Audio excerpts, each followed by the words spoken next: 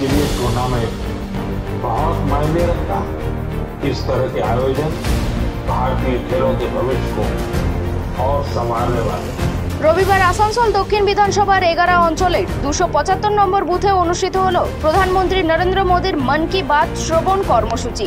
এই কর্মসূচিতে উপস্থিত ছিলেন আসানসোল সাংগঠনিক জেলা বিজেপির সভাপতি দেবতনু ভট্টাচার্য, যুবনেতা অভিক কুমার মণ্ডল সহ বিজেপির স্থানীয় নেতাকর্মীরা। বুথ স্তরের কর্মীদের সক্রিয় অংশগ্রহণে অনুষ্ঠান হয়ে ওঠে প্রাণবন্ত। মোদীর বার্তা শোনার পাশাপাশি বুথ স্তরের মানুষদের সঙ্গে সরাসরি সংযোগ তৈরি হয় বিজেপি নেতৃত্বের। দেবতনু ভট্টাচার্য জানান, প্রধানমন্ত্রীর বার্তা প্রতিটি মণ্ডলের প্রতিটি বুথে পৌঁছে দিতে আমরা ধারাবাহিকভাবে এই কর্মসূচি চালাচ্ছি।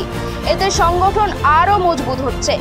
তিনি আরও বলেন, গোটা আসানসোল সাংগঠনিক জেলার প্রতিটি বিধানসভায় এই কর্মসূচি পালিত হচ্ছে ব্যাপক উৎসাহের সঙ্গে।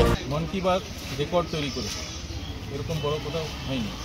প্রত্যেকবার মন কি বাতের সময়তে আমাদের যশস্বী প্রধানমন্ত্রী নরেন্দ্র মোদীজি রাজনৈতিক আলোচনা করেন না।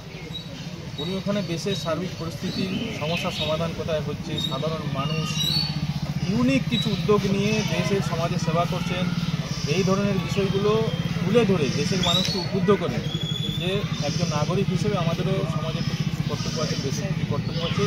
সাথে সাথে নিজেরা আত্মনির্ভর হওয়া, দেশকে আত্মনির্ভর করার জন্য ইউনিক এই ধরনের উদ্যোগ যারা নিচ্ছেন, প্রতিভাবান ব্যক্তি, তাদের কথা উল্লেখ করে তাদেরকে উৎসাহিত করার সাথে সাথে গোটা দেশের সব নাগরিককে উৎসাহিত করছেন যে সবাই যাতে আমরা এই ধরনের আত্মনির্ভরতার পথে এগিয়ে যেতে পারি এবং ইউনিক কিছু উদ্যোগ নিয়ে দেশ সমাজে সেবা করতে পারি।